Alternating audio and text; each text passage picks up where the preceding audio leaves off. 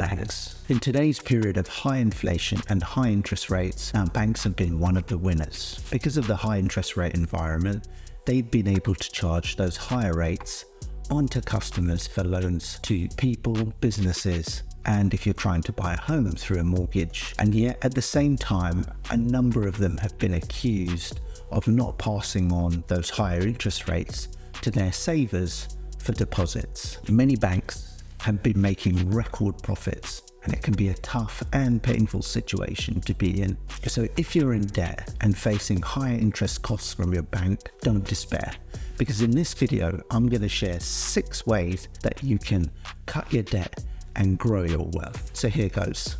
Tip number 1, budget like a pro. Now, effective budgeting is critical.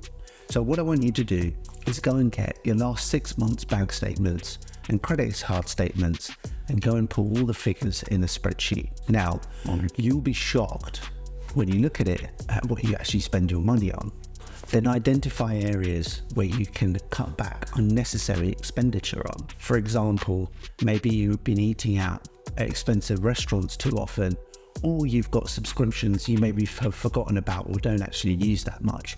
These are all things that you can cut back on, and they really won't make that much of a difference to your life. That money saved is money that can go back in your pocket and ultimately can be used to pay down any debts that you might have and accelerate the cutting of that debt as well. So tip number 2, use the debt avalanche method to cut your debt faster. So what is the debt avalanche method, you may ask? Well, it's a great question.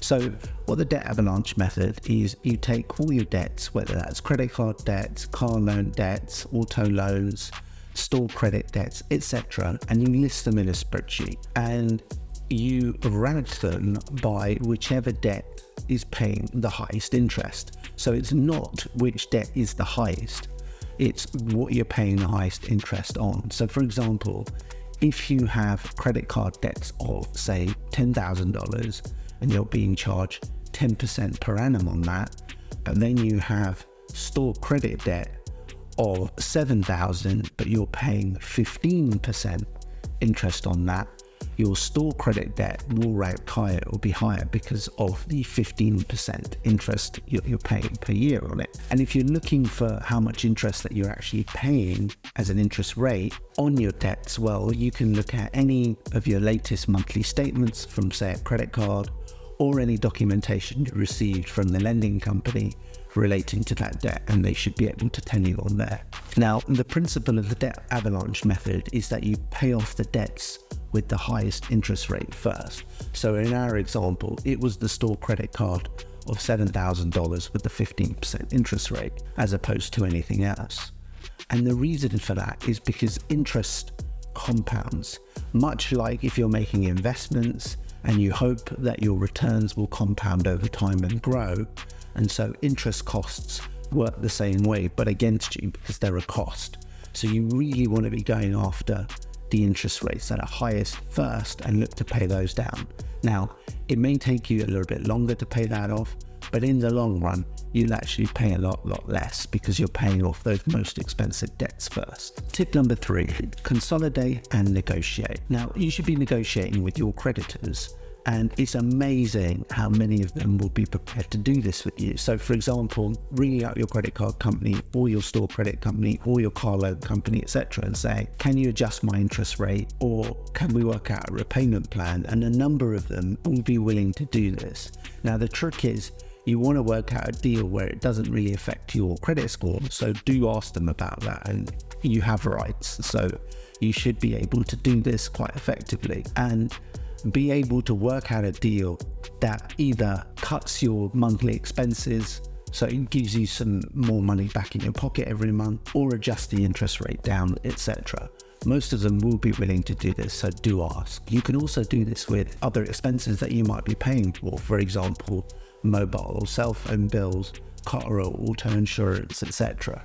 If you shop around for a better deal, you'd be surprised how much your current provider is willing to keep your business. Now remember, for them, it's much cheaper for them to offer you a better deal than to lose you as a customer and then have to go out and re-advertise and spend money on that advertising to get a new customer in. So it's in their interest to actually give you a slightly better deal. And obviously, if you're able to negotiate that down, then great. And across your monthly expenses. All of this will put money back in your pocket because you're making savings. And again, that's money you can put towards covering any debt that you might have. So now you've got 3 ways that you can cut your debt much faster. I'm going to give you 3 ways that you can grow your income and your wealth as well. So tip number 4, start a side hustle. You can generate extra income by starting a job on the side or a side hustle, freelancing work. Maybe you've got some skills that'll enable you to generate some extra income. When I was younger, in my 20s, I was a math tutor to young high school children who were looking to study for their exams. And this was an excellent way for me to earn extra income on the side. And yes, I did work hard over weekends and didn't go out as much, but it was worth it when at the end of every month I had about £1,000 in extra income that I generated that I used either to spend or to save and invest. And in some situations, I used it to cut my debt as well. Tip number 5, invest surplus cash wisely. Now, disclaimer and a big note here, only do this once you've got your debt position under control and you've paid down your debts first. So see tip number 1, tip number 2, and tip number 3. Once you're in a position to do this, then it's important that you're picking the right investments to be able to generate the most amount of return. So high interest savings accounts, investment accounts, etc. And I've done a previous video on this, so you should check that out. Start small and diversify your risks and build up from there. And any extra income that you generate is money that you can either then spend or reinvest to grow further. So tip number 6, invest in yourself. Investing in yourself will always pay the highest returns, whether that's going on courses, listening to podcasts, watching YouTube videos, reading books, etc. Anything that will help educate you on money, wealth creation, cutting debts, etc. All of these things only accelerate your progress. So it's definitely worth doing that.